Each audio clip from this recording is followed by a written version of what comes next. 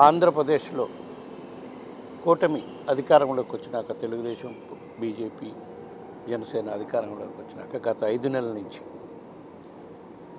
రాష్ట్రంలో ఎటువంటి పాలన చేస్తున్నారు అనే దానిపై వివిధ సందర్భాల్లో వైఎస్ఆర్ కాంగ్రెస్ పార్టీ తరఫున మా పార్టీ అధ్యక్షుడు ఢిల్లీకి వచ్చి ధర్నా చేసిన పరిస్థితులు కూడా ఉన్నాయి. ఎందుకంటే 5 నెలల్లో వైఎస్ఆర్ కాంగ్రెస్ పార్టీ కార్యకర్తలపై, నాయకులపై, సింపథైజర్స్పై, వైఎస్ఆర్ కాంగ్రెస్ పార్టీకి ఓట్లేసిన వాళ్ళపై కూడా కేసులు బుక్ చేసి అక్రమంగా అరెస్టులు చేసి పరిస్థితులు రాష్ట్రంలో ఉన్నాయి.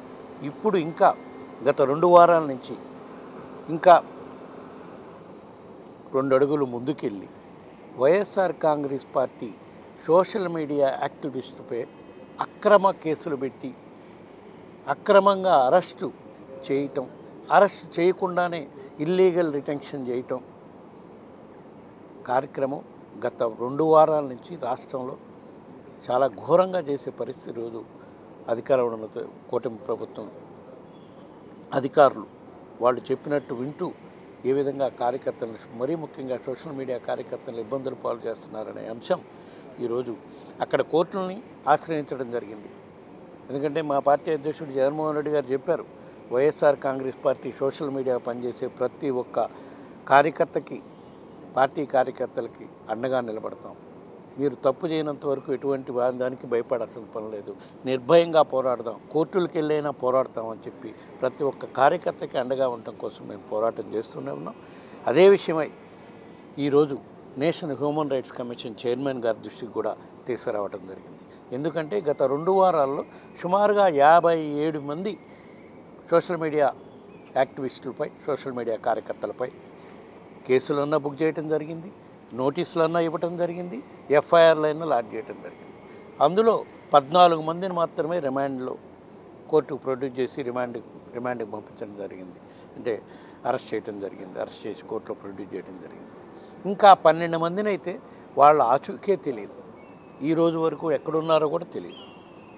వాళ్ళపై కూడా మేము ఆంధ్రప్రదేశ్ హైకోర్టులో 12 మందిపై పిటిషన్ కూడా వేయటం జరిగింది, ఏబిఎస్ కార్పస్ పిటిషన్ కూడా వేయటం జరిగింది. అవి కూడా అందులో కూడా మా కార్యకర్తలకి న్యాయం జరిగేటట్టుగా YSR Congress party legal cell తరఫున పోరాటం చేసే కార్యక్రమం చేస్తున్నాం. మరీ ముఖ్యంగా గత వారం రోజుల నుంచి అయితే ఒక మహిళ, పెద్దిరెడ్డి సుధారాణి అనే మహిళ హైదరాబాద్లో నివాసం ఉంటుంది, భార్యాభర్త ఇద్దరు. వాళ్ళని అరెస్ట్ చేయకుండానే 4 రోజుల పాటు గుంటూరు జిల్లా, పల్నాడు జిల్లా చిలకలూరుపేటలో ఇల్లీగల్గా రిటైన్ చేసి 5వ రోజు గుంటూరు కోర్టులో ప్రొడ్యూస్ చేయడం జరిగింది.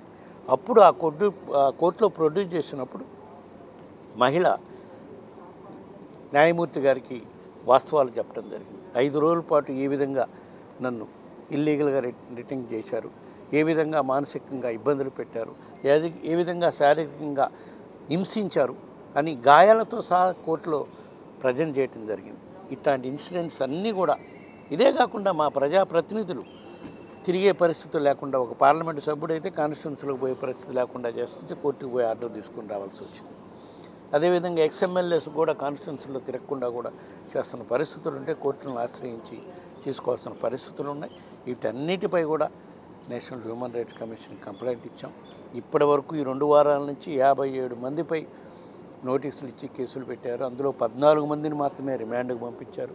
మిగతా 12 మంది ఆచూకీ తెలియదు, వాళ్ళు ఎక్కడికి తీసుకెళ్లారు. ఎందుకంటే వాళ్ళు అరెస్ట్ చూపించకుండానే 3-4 రోజులు వివిధ పోలీస్ స్టేషన్లు తిప్పి వాళ్ళని హింసకు గురి చేసి, వాళ్ళని బాధలు పెట్టి హింసకు గురి చేసి, వాళ్ళకి నచ్చే విధంగా స్టేట్మెంట్లు తీసుకున్నాకనే అరెస్ట్ చేసే కార్యక్రమం చేస్తున్నారు. కాబట్టి ఈ పద్ధతిని తక్షణమే ఆపాలంటే మీరు తక్షణమే ఇన్వాల్వ్ అయ్యి రాష్ట్ర ప్రభుత్వ అధికారులతో, పోలీసు అధికారులతో చర్యలు తీసుకునే కార్యక్రమం చేయాలని చెప్పి ఈరోజు నేషనల్ హ్యూమన్ రైట్స్ కమిషన్ అధ్యక్షురాలు గారికి చెప్పడం జరిగింది.